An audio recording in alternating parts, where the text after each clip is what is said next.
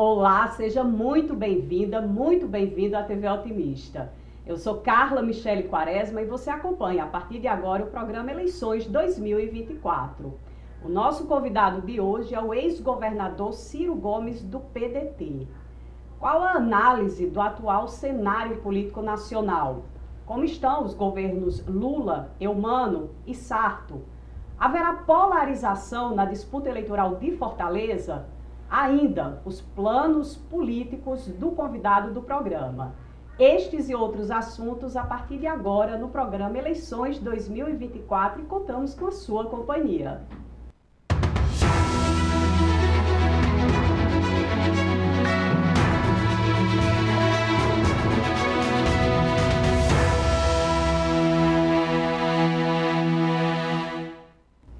Ciro Ferreira Gomes é advogado. O convidado foi deputado estadual e federal, prefeito de Fortaleza e governador do estado. Ciro Gomes foi ministro de estado. O convidado foi filiado a várias agremiações partidárias e atualmente está no PDT. Participam do programa, aqui no estúdio, o jornalista Erivaldo Carvalho e remotamente Paulo César Norões. Ciro, seja muito bem-vindo, é uma satisfação recebê-lo. Eu queria começar pelo cenário aqui em Fortaleza. Você ocupa uma posição de destaque na campanha do José Sarto, candidato à reeleição. Eu queria saber inicialmente como você tem avaliado esses últimos resultados das pesquisas eleitorais que apontam aí uma queda nos índices de intenção de voto, principalmente do ponto de vista das estratégias que vêm sendo adotadas. Elas estão equivocadas? Alguma coisa vai ser repensada? Carla, primeiro deixa eu agradecer a você, ao Erivaldo, ao nosso Paulo César Norões, filho do meu estimadíssimo amigo Edmar Norões, né? Nunca esqueço isso, e ao Grupo Otimista pela oportunidade. Veja, eu não me comovo muito por pesquisa não, porque eu tenho tanta vivência, tanta experiência, que eu mais ou menos sei como é que as coisas estão caminhando. O que nós imaginávamos, mais ou menos está acontecendo com pequeníssimas variações que eu acho que vão ser corrigidas agora nessa etapa próxima. O que eu estou querendo dizer? Quando você coloca o Sarto contra 5 candidatos, o que vai acontecer naturalmente? O Sarto é o prefeito, os outros 5 querem ser prefeito.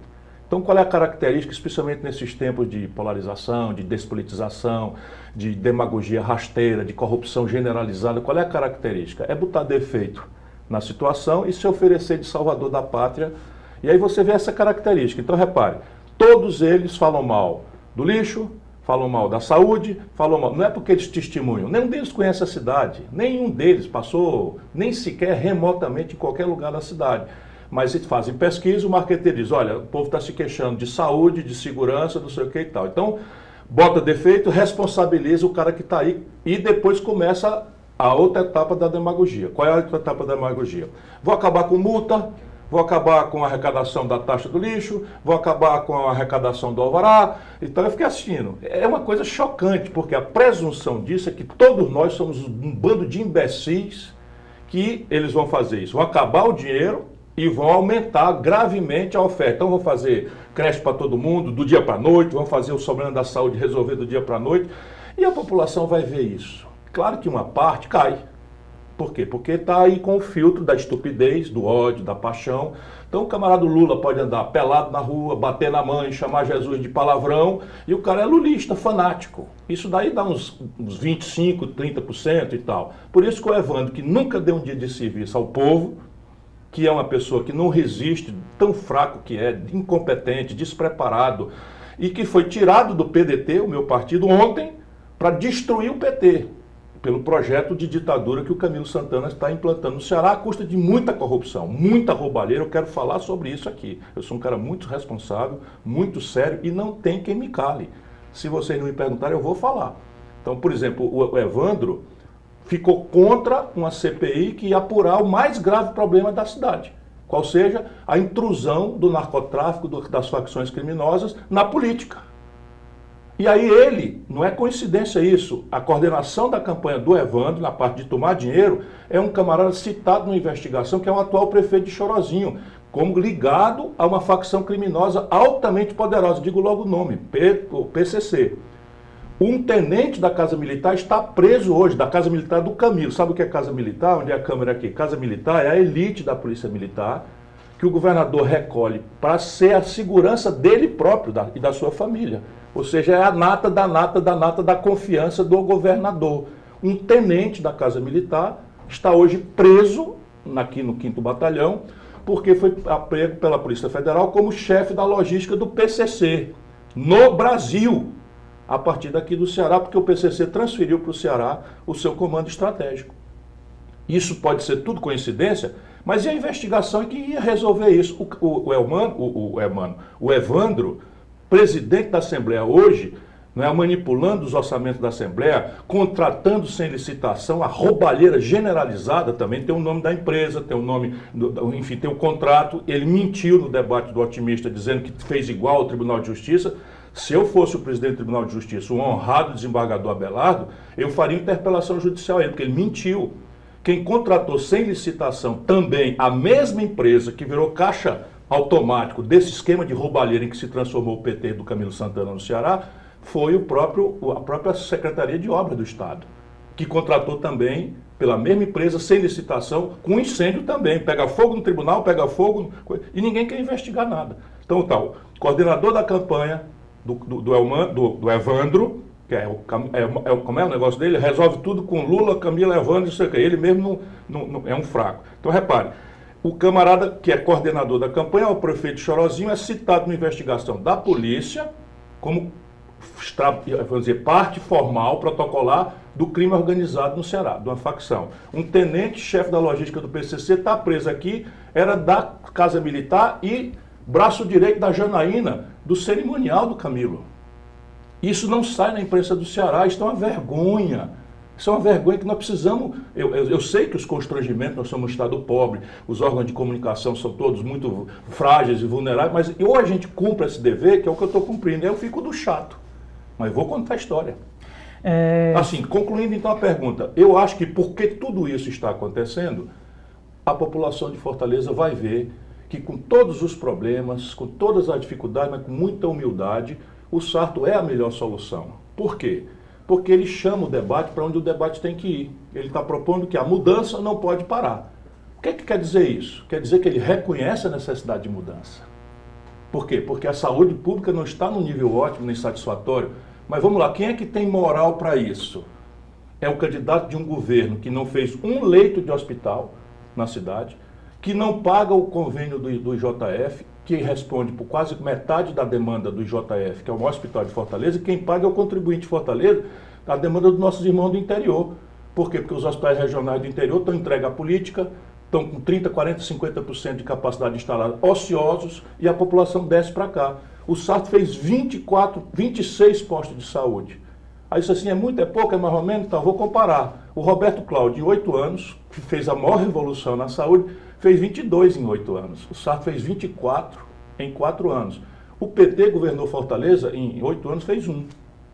A pergunta é, a conversa fiada do Rapacu, né, que é como o povão está chamando, a conversa fiada de um bolsonarista que depois de usar o Bolsonaro para se apresentar para o povo, esqueceu o Bolsonaro, no debate aqui do Otimista, o André assistiu a turma chamar o Bolsonaro de ladrão, de joia, de não sei o que e tal, não defendeu o Bolsonaro uma vez. Por quê? Porque quer enganar as pessoas, porque o núcleo que é sensível ao Bolsonaro é 15%, 16%. Ele agora quer ser não bolsonarista, sendo bolsonarista. Então é uma grande enganação e nós acreditamos que essa cidade não se deixará enganar. E acho que o Sarto vai ganhar a eleição. Ciro, qual a síntese que você faz do debate promovido aqui pelo Grupo Otimista?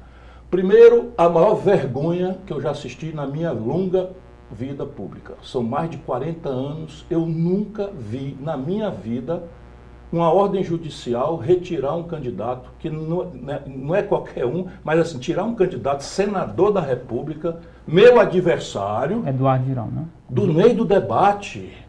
A gente não pode se calar diante disso. E eu fui olhar, quem preside as eleições municipais é o juiz singular. O juiz singular, obviamente, garantiu a presença do Girão. Isso. As assessorias de todos os candidatos que podiam eventualmente vetar estiveram aqui reunidas, eu investiguei para fazer essa denúncia, e ninguém vetou o Eduardo Girão. Tirar um senador da República, eu soube agora que foi pelo telefone. E eu soube que o juiz singular garantiu a presença do coisa conforme manda a lei. Quem tirou do ar? Um membro do Tribunal Eleitoral, pelo telefone, que vem a ser primo legítimo do Chiquinho Feitosa, dessas pessoas envolvidas nessa estrutura de roubalheira em que se transformou o governo do estado do Ceará. Assim não dá. Estou dizendo aqui de novo, como é que alguém manda tirar um candidato no meio de um debate, o Partido Novo, todo mundo está vendo o escândalo que é o debate em São Paulo, a força. Está lá a candidata do Partido Novo todo dia. Aqui no Ceará o Eduardo Girão não pode participar porque é contra o PT, sendo contra nós também. Então, repara, é na justiça, que felizmente a maioria não aceita. Mas eu estou dizendo aqui, a pessoa que deu a liminar e que mandou citar o Jornal Otimista pelo telefone, pelo WhatsApp, sabe, eu nunca vi isso. Se o povo do Ceará acha que isso está normal, eu fiquei chocado. Isso é a primeira impressão que ficou, que eu fiquei indignado como democrata de ver aquilo acontecer, uma violência dessa natureza. Depois, o que eu acho é que o debate acabou permitindo impunemente que os oportunistas fizessem o seu teatro. Então o PC sorteava, vamos falar de infraestrutura urbana. Candidato André Fernandes. Como André Fernandes não sabe patavina de coisa nenhuma, passava a atacar o capitão Wagner se fazendo de vítima. E o PC Noronha ali estava ali e ficou. Podia ter dito, a coordenação da campanha, embora o candidato pudesse, devesse fazer, mas ficou todo mundo falando o que queria falar. Por oportunismo, porque ele acha. E aí fica a lacração, corta os pedacinhos, bota na internet e fica o danadão do debate. Acho, enfim, mas no fim foi positivo, porque 3 horas longas de debate, quem teve paciência, como eu, de ver do começo até o fim, vai ficando muito clara a falta de nível desses opositores do Sarto e a distinção dele. Então, o que é que tem da crítica ali? O Sarto ausente. Como assim? 26 postos de saúde caíram de Marte? Ou era o Sarto que estava trabalhando? 800 ruas que foram urbanizadas na periferia desceram de Mercúrio, de Vênus ou da Lua Phobos? Não, era o Sarto lá trabalhando. O que o Sarto é uma pessoa recatada, tímida, e isso antigamente era virtude. Porque uma coisa, por exemplo, era o Sarto ter ido lá para o show do Roberto Carlos, que ele trouxe para cá, para cantar para o povão no maior réveillon do país, que bombou emprego para todo mundo, bombou renda, eu fui lá os dias.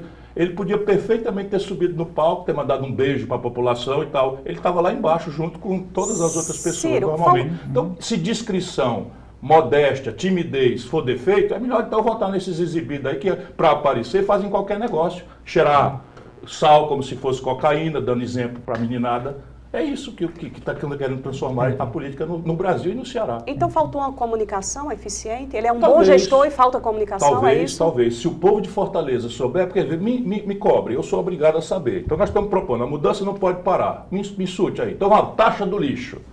Primeiro, vamos combinar uma coisa. Quem não pagar a taxa do lixo em Fortaleza, vota no Sarto. Quem pagar, vota nos outros. Por quê? Porque por ordem de uma lei federal... Isso é a imprensa que tem que ajudar o povo a esclarecer, porque eles estão mentindo. Por ordem da lei, que é o marco regulatório do saneamento básico, todos os municípios têm que ter sustentabilidade econômica, olhando a questão da taxa do lixo, receita versus despesa. Sabe quanto é a despesa, meu irmão? Sabe quanto é a despesa com lixo na nossa cidade? 600 milhões de reais por ano. 600 milhões de reais estão indo para o lixo. A senhora que precisa de saúde, sabe? A senhora que precisa de infraestrutura, a senhora que precisa de reforço da segurança, ou a gente tira o lixo e gasta 600 milhões de reais por ano, ou faz saúde. É assim que se trata, infelizmente, que nem na vida de todo mundo. Só nessa brincadeira de mau gosto em que esses politiqueiros querem transformar a disputa, é que a gente pode perdoar isso. Então, a lei manda cobrar. O que o Sarto faz? Conhecendo a desigualdade da nossa cidade, isenta 70 de cada 100 domicílios da cidade. 70 de cada 100 domicílios de Fortaleza não paga. Aí fica 30 pagando. Então vamos combinar. Quem não gostar da taxa do Sarto por causa da taxa do lixo, egoísta que seja, porque não precisa da saúde pública, não precisa de educar os filhos na escola pública, não precisa, sabe, de nada. Tem plano de saúde, tem carro blindado, não tem medo de nada, não precisa da prefeitura. Esse pode falar mal. Então vocês fazem o seguinte, quem for contra o Sarto por conta da taxa do lixo, vota nos outros. Agora, quem não estiver pagando, preste bem atenção, cada centavo que o Sarto economizar dos 600 milhões de reais que joga no lixo para a cidade não ficar mais suja do que em alguns lugares está, Isso sempre foi assim. Fui prefeito de Fortaleza. Quem viajar para o Rio, para São Paulo, sabe que as coisas infelizmente são assim e é fruto da nossa deseducação, dos nossos padrões de consumo. Pega leste-oeste. Ali a leste-oeste eu digo, Sarto, porra, não é possível. Eu passei agora para viajar para Itapipoca, estava lá leste-oeste sujo, Ciro, nós estamos fazendo 5 coletas por dia na leste-oeste. 5 coletas por dia. Mas aí tem o quê? Uma característica, o Pirambu tem algumas ruas que o carro do lixo não entra. O que é que o nosso povo faz? Pega o saquinho de lixo na hora que pode, porque às vezes chegou em casa do trabalho para almoçar correndo, pega e bota ali na coisa. A gente tem que entender isso, não estou condenando as pessoas, mas assim, não dá para um debate ser, sabe, picareta, desonesto desse jeito. Pronto, sabe quanto é que a taxa do lixo arrecada? 170 milhões de reais. Então 170 sobre 600 vão sobrar do dinheiro que era 600, 170 agora sobra para fazer mais saúde, que é a prioridade que a prefeitura tem como responder. Na saúde, quantos leitos o governo o Mano Camilo abriu no Fortaleza? O Camilo, no auge da pandemia, comprou também de forma obscura um hospital privado pronto. Parabéns, ok. Não fez, tem agora um hospital de 600 leitos do lado da Oeste, um esqueleto branco, gastaram lá quase R$500 milhão. De novo, falcatrua, porque não se faz uma obra nesse estado sem exigência de propina. Então a obra, onde eles roubam, está pronta. Cadê o equipamento? Cadê os médicos? Cadê a porta aberta para receber qualquer pessoa? Está lá parado. E ficou evando como se não tivesse nada a ver com isso. Esculhambando o Sarto, que fez 3 hospitais, 3 hospitais em menos de 4 anos. E tá aí, quem quiser ver, vai lá no Zé Walter, tá pronto, vai na Messejana, que tá pronto, percebe? Então assim, tá tudo maravilhoso? Claro que não. Agora, quem é que acredita que tudo vai ficar maravilhoso se um político desse qualquer vai entrar na política com essa conversa fiada? Para de arrecadar. Você sabe qual é a frequência do IJF? 80% do IJF é violência e acidente de tráfego. Que o nosso povo, calor, não sei o que e tal, caramba, não quer usar o capacete, abre a viseira. A lei é federal. São os picaretas esses caras. Eu fico indignado como eleitor. A lei é federal, Código Nacional de Trânsito. Se o prefeito não fizer a execução da coisa, ele corre em crime. Esse crime chama de... enfim, nem vou dar aqui para não ficar... E aí o que faz? O agente da MC não é político, não é nada, vai lá e multa. O que o Sarto pode fazer? Recebeu as pessoas, entendeu o problema. Por quê? Porque as pessoas podiam ter se organizado antes, claro que podiam, mas se apresentaram e disseram, olha, o Sarto tem razão. Aí ele está propondo o quê? Um negócio que tecnicamente chama remissão. Entendi. Remissão não é anistia, o Sarto está falando de anistia para o povo entender. Remissão é perdão do coitado, a multa valeu, mas o valor de dinheiro não precisa mais pagar porque a prefeitura vai perdoar naqueles casos aqui. Ciro, vou pedir licença, claro. 1 minuto para um rápido intervalo. Mas voltamos em seguida com o programa Eleições 2024.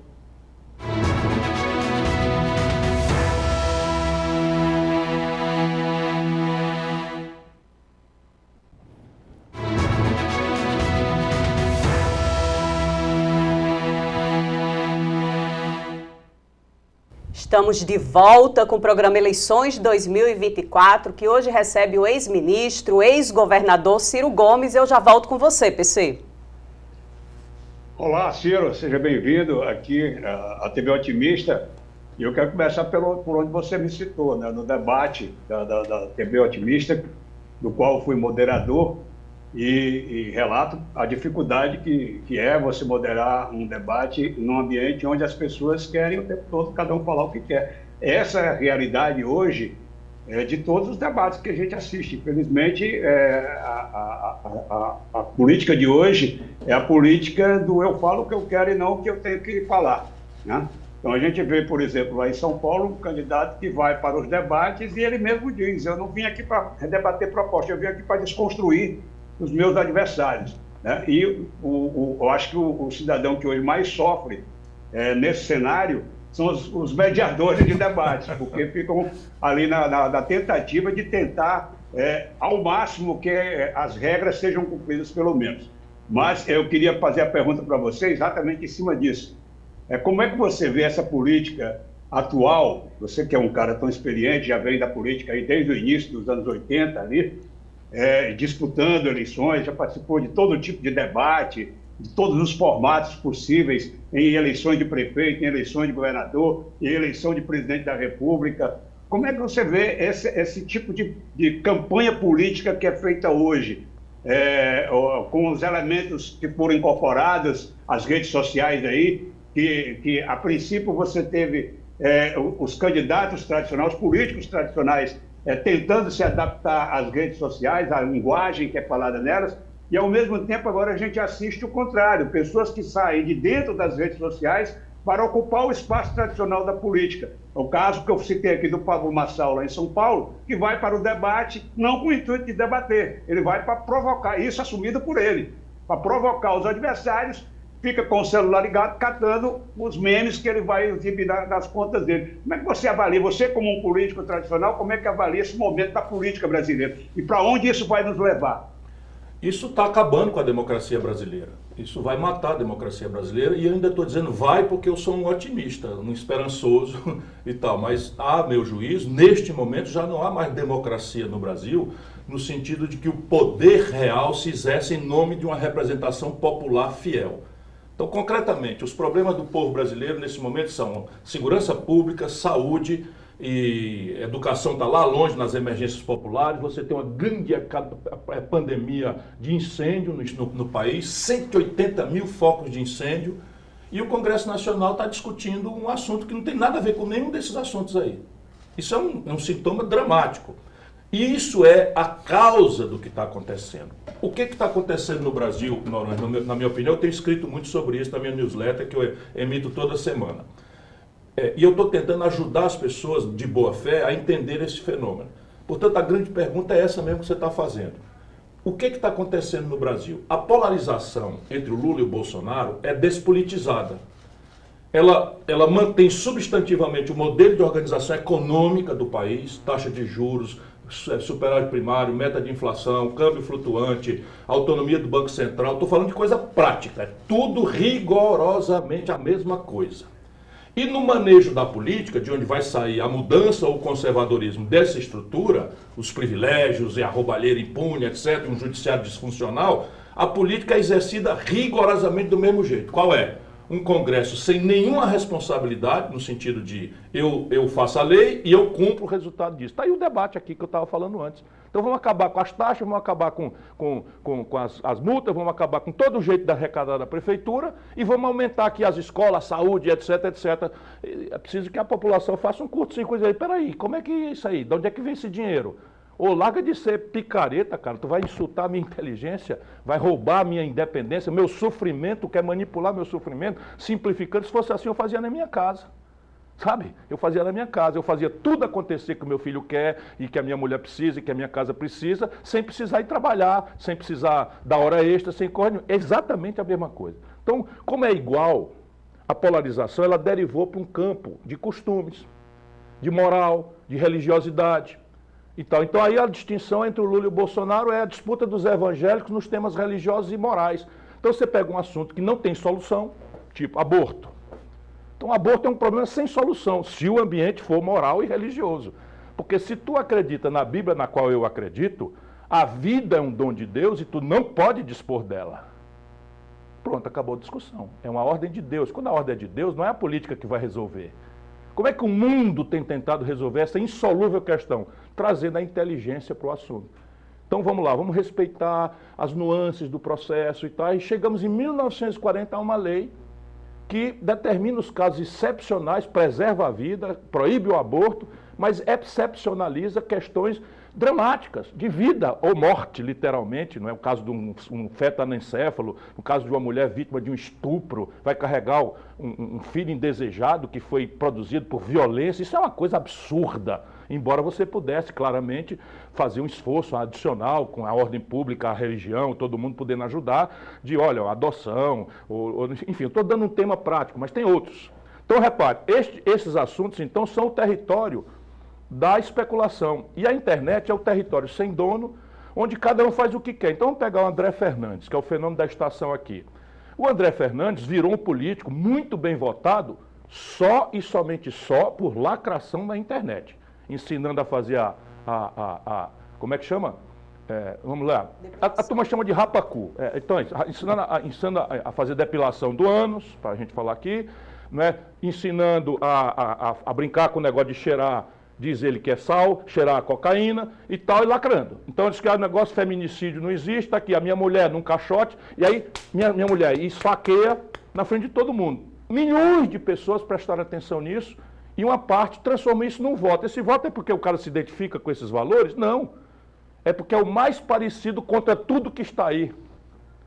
Sendo um cara que está dentro, já é deputado, já recebe as mordomias, já recebe o salário, já recebe, eu não sei o que lá e tal, já tem direito a um regime previdenciário fora a parte e tal. Agora é federal. Então o cara é de dentro, como o Bolsonaro, 40 anos deputado, roubando dinheiro, sabe, da rachadinha com os filhos, não sei o que e tal, de repente é o antissistema. Por quê? Porque cai embaixo, sendo Lula e Bolsonaro igual na questão da economia e na coisa, as pessoas estão desiludidas com a política. Em relação a essa desqualificação, né? Talvez o eleitor hoje esteja muito indeciso em virtude dessa ausência de candidatos que apresentem realmente um perfil que corresponda melhor àquilo que a gente espera de um gestor público.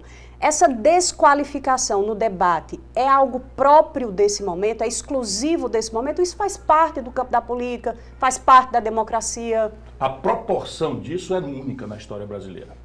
Nós já tivemos coisas semelhantes, não é? O Moraes, professor Moraes, eu me lembro até do número, era um fenômeno publicitário, a propaganda dele era uma calcinha de mulher.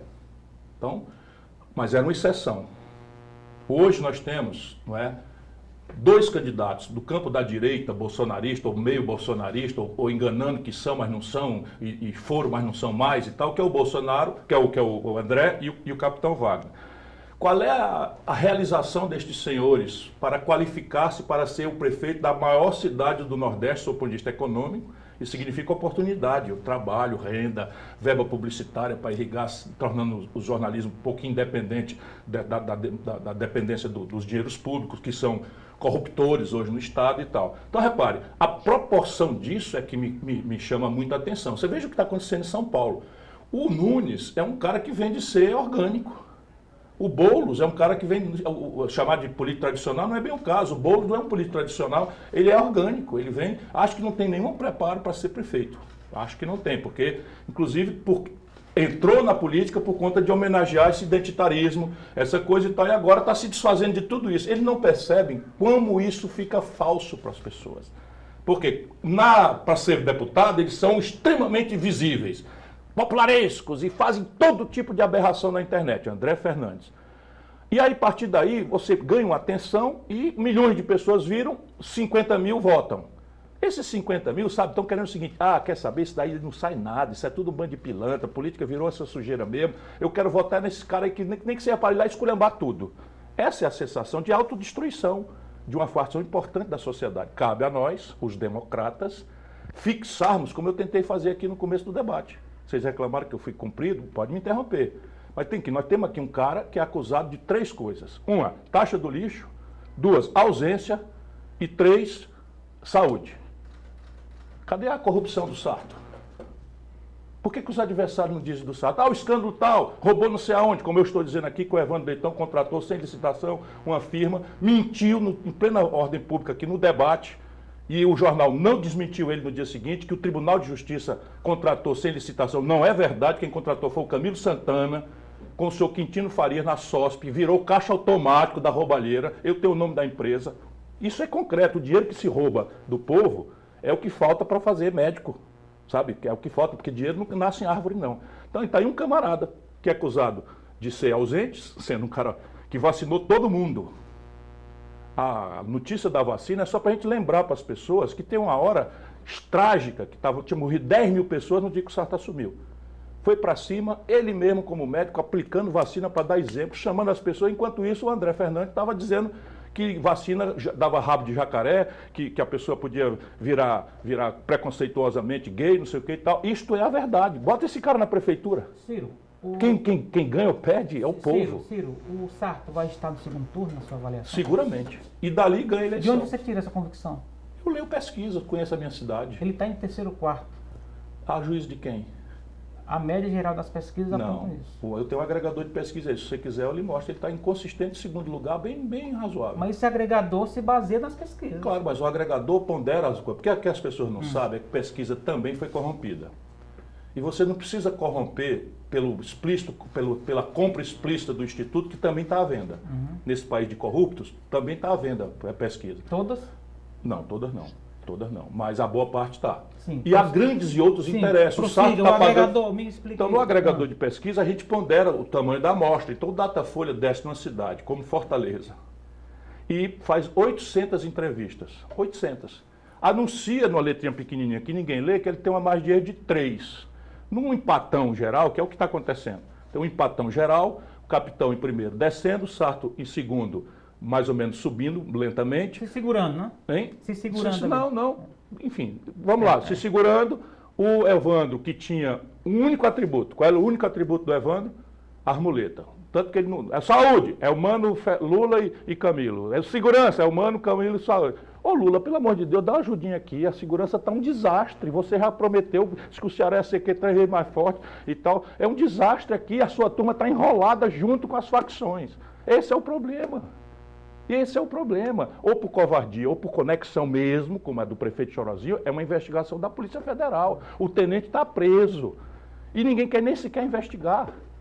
Percebe? Então, repare, e o Evandro, que tem essas muletas, tinha uma capacidade, o Lula tem 25%, 27% dos votos de Fortaleza, bata na mãe e tal. O Evandro é tão ruim que não conseguiu chegar nem perto. Ciro, nós vivemos uma democracia de partidos, né? Assim pelo menos que a Justiça Eleitoral entende. Os partidos deveriam cumprir uma função importante de formação dos seus quadros. Evandro participou durante muito tempo do seu grupo político. Em que o PDT pecou para fazer com que o Evandro seja essa figura, na sua visão, tão incompetente? Não, nós não pecamos propriamente. O Evandro é um político do Legislativo em processo de treinamento. Eu fiz isso com todo mundo. E quanto tempo esse treinamento dura? Não, depende de como é que você se desenvolve. O que aconteceu com o Evandro? Primeiro, ele começou a gostar do poder. Segundo, começou a usar a Assembleia Legislativa como uma ferramenta de autopromoção. Então, só no Ceará, com a imprensa silenciada, uma Assembleia Legislativa distribui eletrodoméstico, distribui quentinha. Aí você vai dizer o seguinte, não, o povo está com fome. É papel da Assembleia Legislativa, do Poder Legislativo, distribuir, e só distribuiu para o povo faminto da capital, onde ele pretendia ser candidato. Essa é a primeira questão. A segunda é o seguinte, é um traíra. É um traíra. Ele deu a palavra que seria presidente uma vez, o Camilo, como me traiu, pegou ele e quebrou o compromisso, tirou ele do PDT. Vocês esqueceram? Ele foi eleito por nós, só foi presidente da Assembleia porque ele era o representante da maioria. Ele só é deputado, só é presidente da Assembleia porque ele era o representante da maior bancada, que é a nossa, do PDT, eleita pelo povo. E nos traiu. Por quê? Por qual valor? Por qual virtude? Gula, corrupção. E a corrupção agora avançou. E essa coisa da covardia dele, nós denunciamos na época, por favor. A covardia dele de ficar contra uma CPI, que aliás foi proposta pelo PT. Mas esse é o problema, nossa população está vendo um debate e quem tem que ajudar a mediar, porque os candidatos vão dizer, eu sou melhor, o outro é pior. Quem é que faz o papel de mediar numa sociedade? Ciro, o PC, é a imprensa. O PC quer fazer uma pergunta, não é Claro. isso, PC? Não, eu queria lembrar aqui que no debate foi interessante, eu tenho um primo que já foi político, mora lá no interior de São Paulo, e porque eu estava apresentando, ele aproveitou e assistiu o debate. E ele me mandou mensagem assim, curioso, né? Só que esse debate é tão interessante, a esquerda briga com a esquerda, a direita briga com a direita, e não estou muito ácido. E realmente, a gente está num momento de campanha, talvez muito provavelmente influenciado pelos últimos resultados de pesquisas, onde a acidez subiu a patamares altíssimos, né? E a gente viu isso no debate. No confronto do capitão Wagner com o André Fernandes, principalmente, e no próprio confronto do Sarto com o Evandro, em determinados momentos. A minha pergunta é como é que fica isso para as estratégias de segundo turno? Até que ponto essa acidez de momento vai prejudicar as possíveis alianças de segundo turno, que seriam naturais, por exemplo, entre Evandro e Sarto, se um dos dois estiver lá, é natural que o outro, pelo menos ideologicamente falando, apoie. E da mesma forma do outro lado. Essa beligerância do momento é capaz de impedir essa aliança, ou nós vamos ter aquilo que a gente viu em 89, quando o Leonel Brizola disse no segundo turno, a gente vai ter que engolir esse sapo barbudo. Essa é a pergunta que o Ciro responde no próximo bloco. Nós vamos para um rápido intervalo, mas voltamos em instantes com o programa Eleições 2024.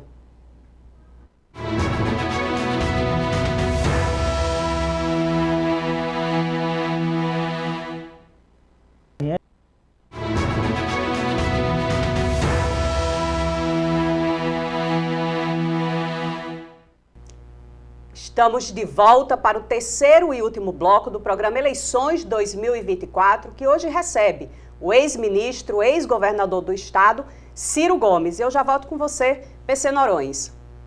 Então, a pergunta que eu deixei no final do bloco passado, resumidamente, é se, diante da beligerância que está marcando aí a disputa entre os campos ideológicos, né, de centro-esquerda, de centro-direita, se isso pode prejudicar de alguma forma as alianças para um eventual segundo turno. Não creio não, porque tem duas coisas. Primeiro, é cada dia com a sua agonia. Como tem um grande empate, vamos lá, teoricamente, o que está acontecendo mesmo é uma espécie de grande empate em que quem tem, vamos dizer, consistência vai sobreviver. E os ataques começaram a se multiplicar porque eram 5 contra o Sarto. O que é que significa isso? Todos achavam que o Sarto era um favorito. De repente surgiu o André, aparentemente num crescimento não sei o que e tal, em que 99% dos votos que o André captura sai no capitão. Então o capitão finalmente acordou, por quê? Porque tem uma disputa nesse campo, bolsonarista, antipetista, não sei o que e tal. O universo do Sarto é outro. O universo do Sarto, à força, dado que ele é o incumbente, ele é o prefeito, o Sarto tem que prestar conta do que fez e mostrar o que pretende fazer. Não tem outra saída para o Sarto. E não é bom que seja, porque se o debate fosse isso, o Sarto é o maior realizador. Quer dizer que a cidade está um paraíso, está o céu? Não, mas nós estamos chegando em pontos em que nós somos referência nacional, em educação, referência nacional, em transporte, referência nacional, em mobilidade, enfim, uma série de coisas. Maior quantidade de matrículas em tempo integral, que não tinha nenhuma e tal. Tudo isso está em risco de ser perdido. Então, para nós, zero risco. A nossa questão é, nós gostaríamos de propor uma questão. A mudança não pode parar. A mudança é o quê? 100% das consultas de saúde pública de Fortaleza eram obtidas não na porta do posto de saúde, eram obtidas na casa do vereador com uma ficha. Hoje, isso foi profissionalizado. O Ceará, Fortaleza, não tinha uma única matrícula em tempo integral. Hoje nós estamos universalizando até o 6º ano e a proposta é universalizar até o 9º ano. Percebe? Então tem coisas práticas. Para nós, esse é o debate que importa. É desideologizado? Não. Por quê? Porque o debate aqui não é esquerda e direita, meu caro Paulo César. Se você olhar o comportamento do candidato do... Como é? Chupa aqui que... Como é? Chupa aqui vê se sai leite. Jorge Lima. Fale você o nome. Né? Chupa aqui vê se sai leite. Isso é a grande proposta. O candidato do PSOL, que não me parece ser uma pessoa, eles são todos combinados com o Evandro. É o Camilo operando de fora. Camilo operando, inclusive com conexão na justiça, como eu denunciei, a aberração de tirar um senador da República no meio de um debate, isso nunca aconteceu. O juiz que deu a medida liminar e citou o otimista por WhatsApp é primo legítimo do Chiquinho Feitosa, que é o chefe do partido federado do Chupa aqui que sai leite. O cara do PSOL está no governo. Eles estão no governo. Aí fica falando mal do processo de estrutura salarial dos professores, quando o Estado ficou 80 dias em greve. E a Prefeitura do Sarto paga a um professor, pela mesma jornada, 30% a mais do que o Estado paga. Percebe? Então, é um bloco de conveniência, de oportunismo, de desonestidade, afinal de contas, com o povo. E do outro lado, você tem combinadíssimos, inclusive com fluxo de dinheiro. Esses babacas pensam que eu não sou o Ciro Gomes, que não conheço o ramo. Com fluxo de dinheiro, Arialdo Pinho, eu te conheço, cidadão, né? Passando o Evandro com o, olha quem? André Fernandes. Recupere no YouTube o debate e veja o jogo combinado dos dois. Por quê? Porque o Evandro e o Camilo, tem pesquisa, como nós temos também, que o André Fernandes não aguenta um segundo turno em que ele seja confrontado, seja com quem for. Porque todo mundo vai mostrar a maluquice que esse cara representa. O estelionato que esse cara representa. Sabe, a mentira de que o cara é antissistema sendo um cara do esquema do Bolsonaro, que é rachadinha, roubalheira, etc, etc. Não que ele tenha isso. Não que ele esteja na rachadinha e na roubalheira ainda. Mas que está fazendo trama com o Evandro, já indica a desonestidade. Então, cadê a esquerda?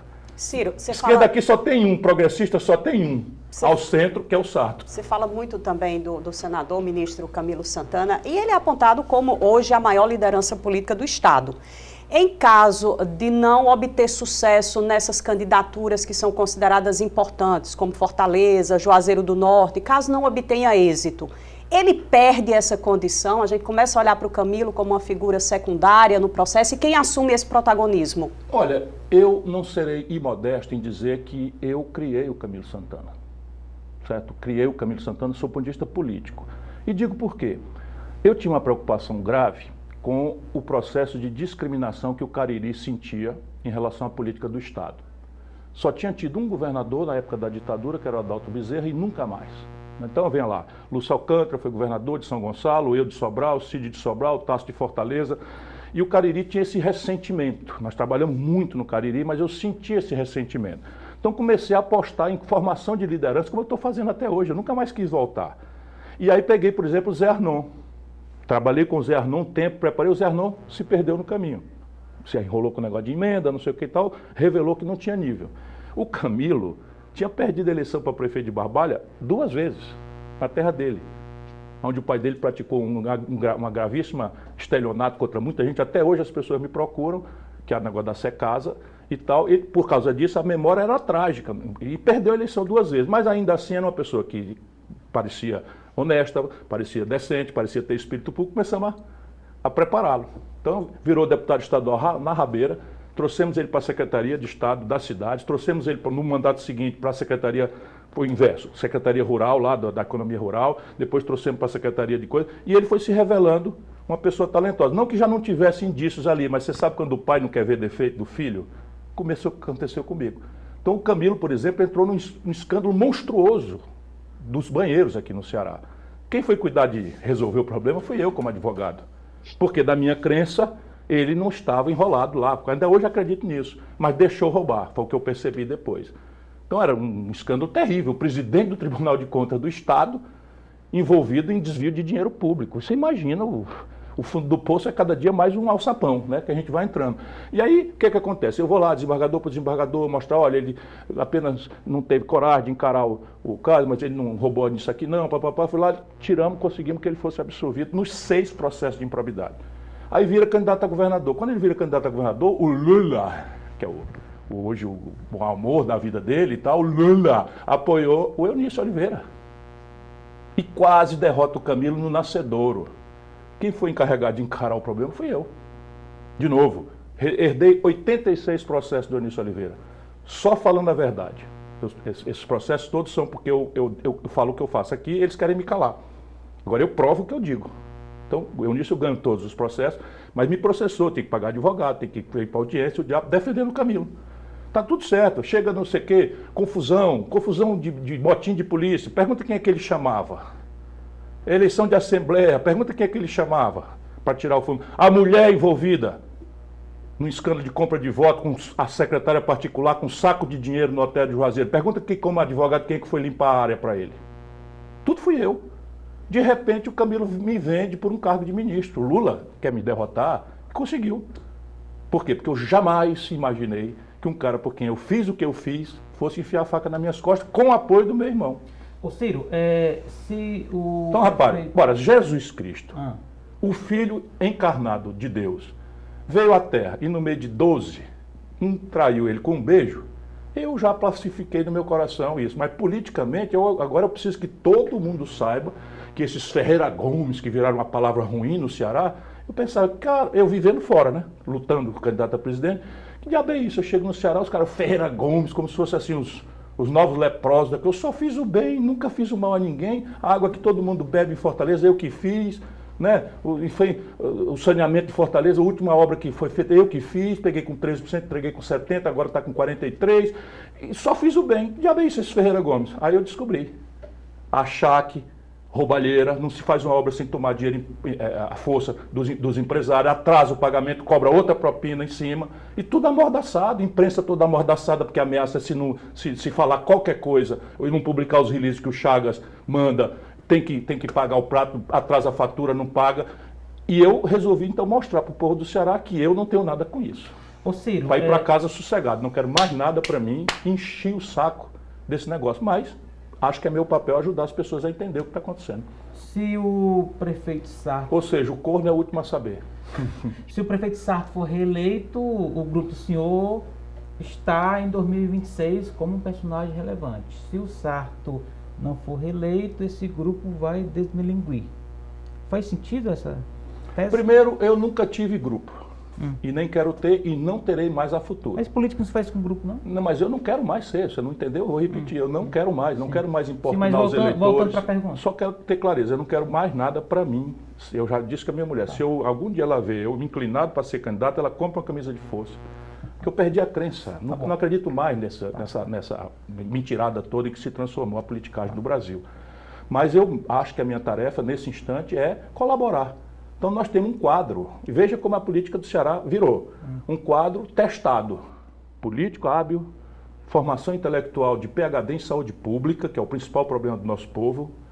Um camarada que foi presidente da Assembleia com extremo êxito, sem nenhuma denúncia de corrupção, de malversação, como eu estou denunciando novamente que o Evandro contratou sem licitação 23 milhões de reais com a mesma empresa e mentiu numa coisa que os tribunais tinham feito igual. Não foi o tribunal, foi o Camilo Santana através da SOSP, do estado do Ceará, que mudou de nome porque eu denunciei. 9 secretários foram demitidos, a metade eram os ladrões que eu estava denunciando. Não é que os 9 não sejam também, estão sob observação. Né? Na Etice, R$500 bilhão, irmão. R$500 bilhão de contratação, guarda-chuva sem licitação. Os caras perderam a noção. E eu não lembro quando é que o estado do Ceará esteve tão corrompido quanto eu estou vendo hoje. E essa turma é que está aí querendo o poder total. E é o fim da nossa coisa, é o poder total. Então, repara, o meu grupo, eu, Ciro Gomes, estou fora. O quadro que eu estou falando é o Roberto Cláudio. Aí nós lançamos esse cara para governador, porque tinha sido o maior prefeito da história de Fortaleza, sem um escândalo, sem uma mancha, como o Sarto também não tem. Presta atenção, irmão.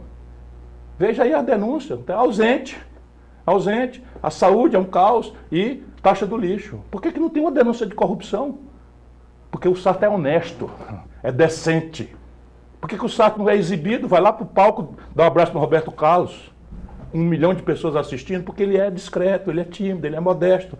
E achava que a hora de trabalhar era hora de trabalhar, a hora de se exibir é hora de se exibir. Que é o que está acontecendo. Tem gente que acha que é só se exibir e se eleger. Pronto, acabou-se. Quem elege é o povo. Então o Roberto Cláudio é o novo líder desta corrente, deste conjunto de valores de um Ceará moderno, que eu e o Tasso estamos tentando restaurar. Veja que eu estou falando, o Porto do Pecém, que nós fizemos, Aeroporto Internacional que nós fizemos, Saneamento Básico de Fortaleza que nós fizemos, Castanhão que nós fizemos, Canal do Trabalhador que nós fizemos, 3.600 quilômetros de estrada que eu fiz. Compara essa realização nossa com esses caras. Estão arrebentando o Ceará. E se as pessoas não querem ver, o futuro vai dizer. Os 3.000 desempregados da Guararapes já estão vendo. Os 3.000 desempregados da Aeres lá no PCN estão vendo já. Os 2.000 e tantos desempregados da Paquetá estão vendo. O Ceará está se desindustrializando. Caiu de primeiro lugar para o 16º lugar em matéria de saúde fiscal. Estão pagando cartão de crédito com cheque especial. 13 empréstimos, nenhum para realizar coisas para o povo, para pagar empréstimo da esculhambação que esses caras fizeram no Estado. E tudo bem. Se o Camilo Santana é o novo rei, parabéns. Fiquem bem com ele aí que vai estar tudo certo. PC é com você? A gente falou praticamente aqui na eleição de Fortaleza, mas o Ciro tem viajado aí pelo interior, participando de várias campanhas aí com alguns candidatos de sua preferência. Como é que você vê o quadro para o interior? Qual é a sua expectativa nos municípios que você está apoiando, inclusive Juazeiro, né? Eu estou lutando naqueles lugares onde há opinião pública, porque eu conheço o Ceará bastante bem com o meu coração e meu amor. Nosso estado é um estado muito frágil, então a estrutura dos prefeitos é uma estrutura que, se a gente eleger um prefeito numa cidade pequena, no dia seguinte ele vai ser meio que constrangido a aderir ao governo. Essa é a ilusão que o meu irmão tem e que eu não tenho. Eu nunca constrangi nenhum prefeito. Eu saí do poder, passei 14 anos fora e nunca mais voltei para disputar o governo do estado, não sei o que e tal, que tinha 5 deputados fiéis a mim e acabei lançando o Cid. O Cid era um desconhecido e virou o governador, o melhor governador da história do Ceará, na minha opinião, em matéria de realização, e malversou tudo na política, porque infelizmente sabe tudo isso que eu estou dizendo aqui e acha que o Camilo está poderoso demais, que é melhor ficar lá comendo uma beiradinha dessa farra de picaretagem e de destruição do Estado. É a minha maior decepção, que infelizmente está sendo, no plano pessoal, superada pela minha fé, né, de que Deus está vendo. Né? Então, repare, onde tem opinião pública, Deus está vendo, mas eu estou animado. Nesse momento, o doutor Aloysio no Crato está ganhando, por quê? Porque o Camilo é muito poderoso lá. E é tão poderoso que desconsiderou o Zé Ailton, que é o prefeito, desconsiderou os 3 candidatos que o Zé Ailton preferia e impôs um pau-mandado igual está tentando fazer em Fortaleza. E esse candidato é muito fraco, muito fraco. Então o doutor Aloysio pode ganhar na terra do Camilo, onde ele teoricamente nasceu. Em Juazeiro, a perseguição transformou o Gleidson num herói da liberdade. Primeiro, é um bom prefeito, está fazendo um bom trabalho, mas o Camilo queria simplesmente caçar a candidatura do cara, não deixar ser candidato como fez com o prefeito de Crateús, para impor a Janaína, que é outra pessoa que não tem nenhuma qualificação. Desculpa, tu acha que é machismo? Eu estou falando dos homens aqui, agora vai uma mulher, eu vou dizer, não, a mulher preparada não é, completamente despreparada, não sabe de nada de administração pública e tal, e quer impor numa cidade. Caçaram o prefeito, cara, afastaram o prefeito por um negócio sem pé nem cabeça. Na Barbalha, tua terra do teu pai, você já nasceu em Fortaleza, meu querido amigo Edilmar Noronhos, amava essa Barbalha de Santo Antônio, como eu também. Veja bem, tiraram o direito do Argemiro ser candidato. Deixa o povo resolver, não. Forçaram a mão, o Camilo foi lá, o cara foi absolvido aqui, lá em Brasília, traficando influência, tiraram os direitos políticos do cara, igual a ditadura. E o Neto está ganhando a eleição lá também na Barbalha. E Iguatu, o Roberto Costa, o Camilo tomou o PT do Sá, 40 anos de fundação do PT, o Sá, um cara correto, decente. O Camilo tomou o PT e deu para os bolsonaristas do Iguatu. Deu para os bolsonaristas do Iguatu. O Roberto Costa, com o nosso apoio lá, está ganhando a eleição. Percebe? E aí você vai em Itapipoca, está lá, corrupção generalizada, o Barroso tem boa chance de ganhar a eleição.